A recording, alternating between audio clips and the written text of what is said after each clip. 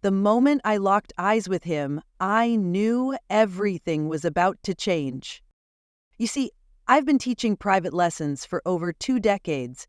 I've stepped into the grand homes of some of the richest families in New York, Wall Street financiers, top surgeons, real estate moguls, you name it, I've met them. I'm Susan, a 51-year-old confident woman. I'm not your average school teacher. I'm a woman who's seen a lot and knows how to read people. And that's why, when I first walked into the Harrington mansion, I knew something was different. The house itself screamed wealth. Marble floors, gold chandeliers, and art that probably cost more than my entire year's salary. But it wasn't the luxury that caught my attention. It was the atmosphere. There was an electricity in the air, something I couldn't quite put my finger on yet.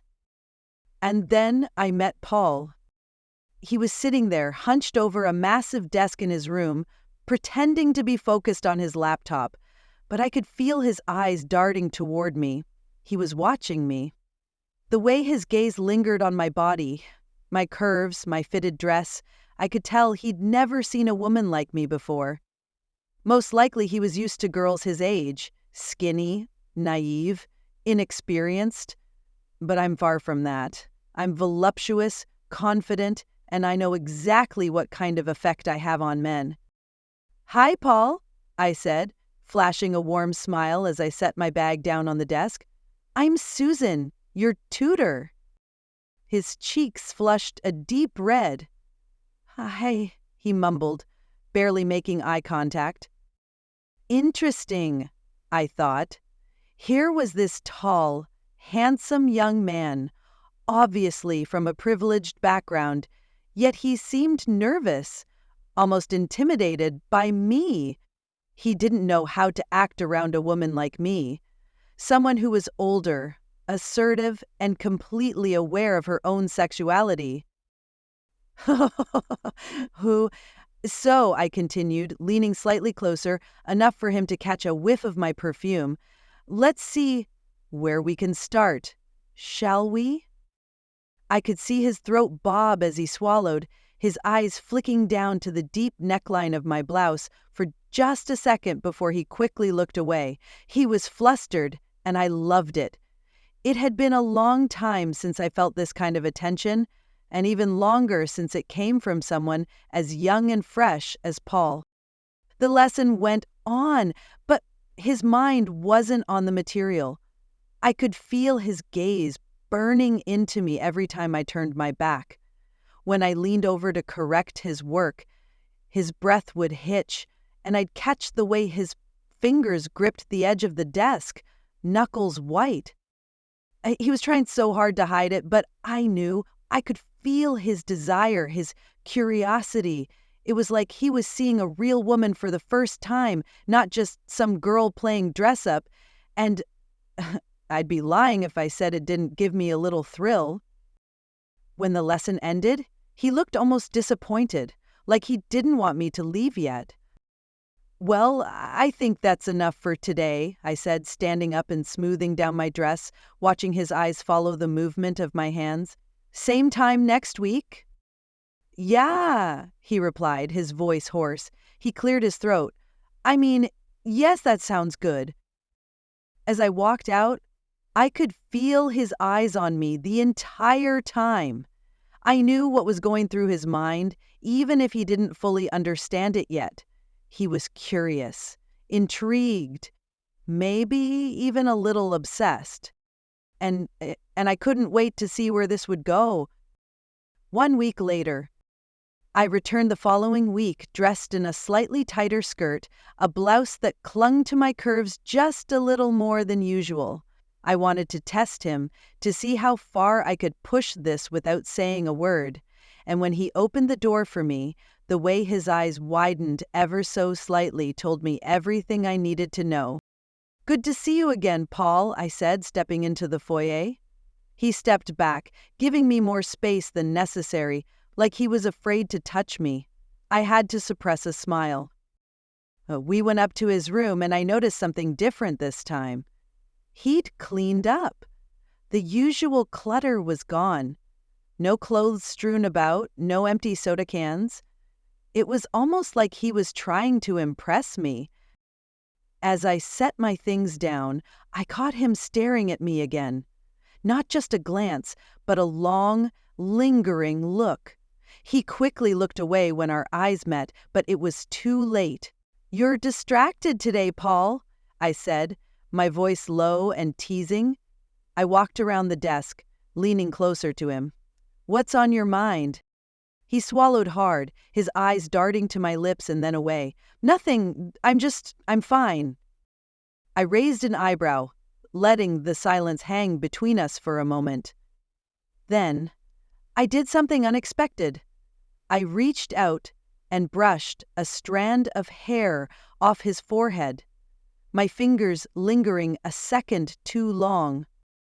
He froze, his eyes wide, lips parted. For a moment it looked like he'd stopped breathing. "There," I said softly. "You're fine now." He didn't say a word, just stared at me with this look, like he was trying to understand what was happening, like he was on the edge of something new and terrifying. And then I realized it. He's never been touched before. Not like this, not by a woman. My heart raced. This was more than just a schoolboy crush. This was deeper, more intense. He was infatuated, and he didn't even know it yet. He wanted me, even if he didn't understand what that feeling was. I decided to push him a little further. "You know, Paul," I said, lowering my voice to almost a whisper, "if you're ever uncomfortable or need a break, you can tell me." He shook his head quickly. "No, I'm fine. Really, I am." His words said one thing, but his eyes told a completely different story. He wanted more. He just didn't know how to ask for it. And that's when I knew I had him. Paul's room felt like it was closing in on us. The tension was so thick you could cut it with a knife. My heart was racing, and I knew he could sense it. When I pulled my hand away from his forehead, the look on his face, it was like he'd just touched fire for the first time. He was hooked, and there was no turning back now. I could see the way he gripped the edge of the desk, in my approach of my body, lingering on my chest, then darting away when I caught him looking. I leaned over his notebook, letting my hair cascade down, the scent of my skin, from his breath, hitched, and then darting away. When I caught him looking completely away from the desk, "Is something wrong, Paul?" I asked softly, my voice dropping to a whisper. I leaned closer, our faces only inches apart now. He swallowed hard, his Adam's apple bobbing in his throat. "No, nothing's wrong," he managed to say, but his voice was shaky. He couldn't even look me in the eye.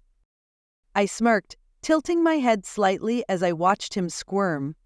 "You seem distracted," I teased, letting my fingers brush against his shoulder, a touch so light it was almost accidental. But it wasn't. I knew exactly what I was doing. His whole body tensed at my touch, and I pulled back slowly, watching the way his chest heaved as he tried to steady his breathing. "You can tell me if you need a break," I said, my voice low and soothing, like I was talking to a skittish animal. I could see the conflict in his eyes. Part of him wanted to run, but the other part, the stronger part, was begging for more. "I'm fine," he insisted, but his eyes were wide, his pupils blown. He was lying. He was anything but fine. I decided to test him further. I stood up, moving around the desk slowly, making sure my hips swayed just enough to catch his attention. His eyes followed every movement, like he was hypnotized. I stopped right in front of him, leaning back against the desk. "You know, Paul," I began, crossing my arms under my chest, pushing up my cleavage just a bit. "You're allowed to look. I don't mind." He looked like he was about to choke. I don't know what you mean," he stammered, his face turning a deep shade of red. I laughed softly, shaking my head. "Oh, I think you do," I said. "You've been staring at me since I walked in the door. You don't have to hide it." His jaw dropped slightly, and he looked like he was about to protest, but no words came out. He just sat there, completely frozen, like he'd been caught with his hand in the cookie jar. I stepped closer, close enough that I could feel the heat radiating off his body. I reached out and placed a hand on his cheek, tilting his head up so he had no choice but to look at me. His eyes were wide, filled with a mixture of fear and something else, something much darker, much more primal.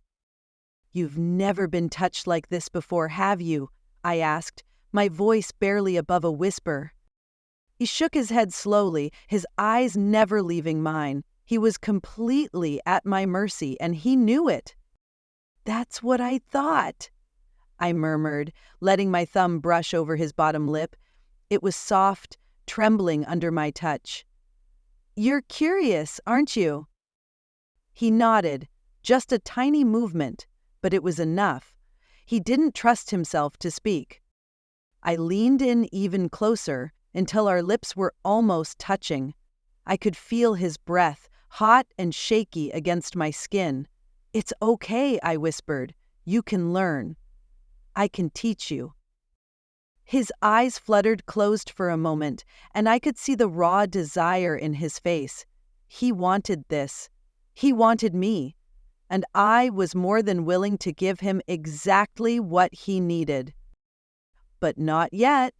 I pulled back suddenly, stepping away and grabbing my bag. His eyes flew open, and the look of disappointment on his face was almost comical.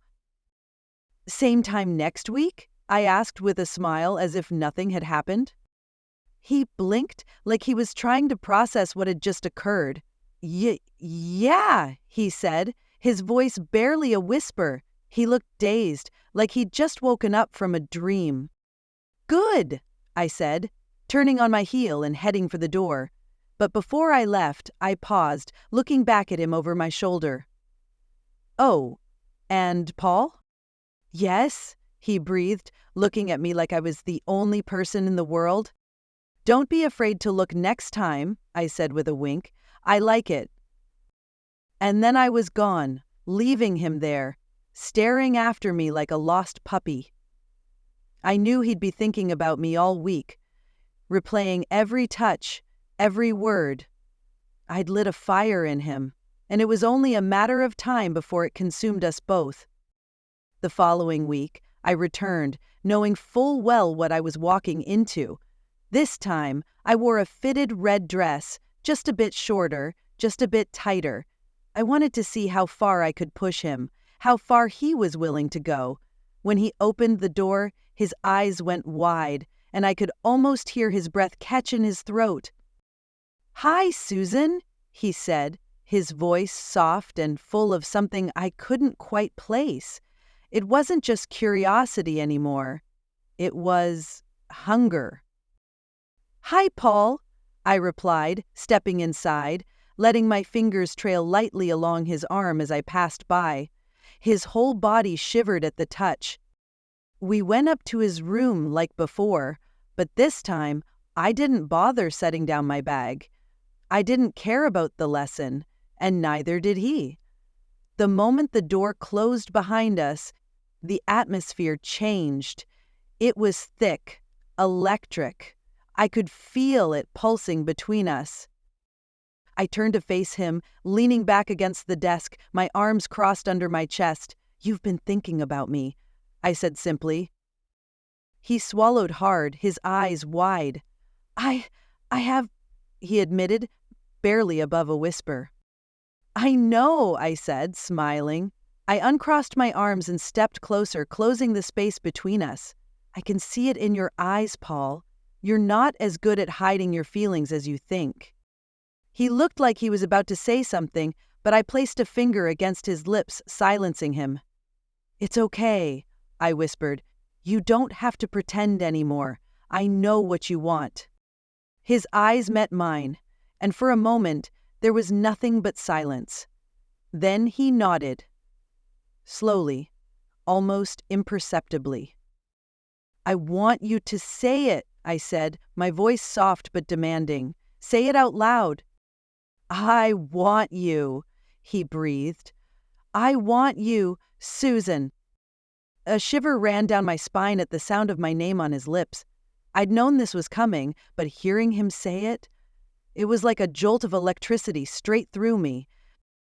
"Good boy," I whispered, leaning in until our lips were just a breath apart. "You're learning fast." I pressed my lips to his, softly at first, testing him, feeling the way he responded. He was hesitant, unsure. But as I deepened the kiss, he leaned into it, his hands reaching up to grip my waist. He was clumsy, inexperienced, but there was a raw passion there that took me by surprise. When I finally pulled away, he looked up at me, breathless, his lips parted, eyes wide and full of wonder. He was like a child seeing the world for the first time. "Did you like that?" I asked, my voice barely above a whisper. "Yes," he breathed. "I did." I smiled, brushing a thumb over his swollen bottom lip. "There's so much more I can teach you, Paul," I said softly, "but only if you're ready." "I am," he said, quickly, desperately. "I'm ready." I took a step back, looking at him, really looking at him for the first time. He was no longer just my student. He was something else entirely, someone who'd awoken a desire in me that I hadn't felt in years. "Then let's begin," I said, pulling him closer. And for the first time, I let go of every rule, every boundary. In that room, we weren't teacher and student. We were just two people lost in each other in a moment that neither of us would ever forget. And as we stood there, wrapped in each other's arms, I knew one thing for certain. I'd never be able to look at him the same way again. Because once you taste something forbidden, there's no going back.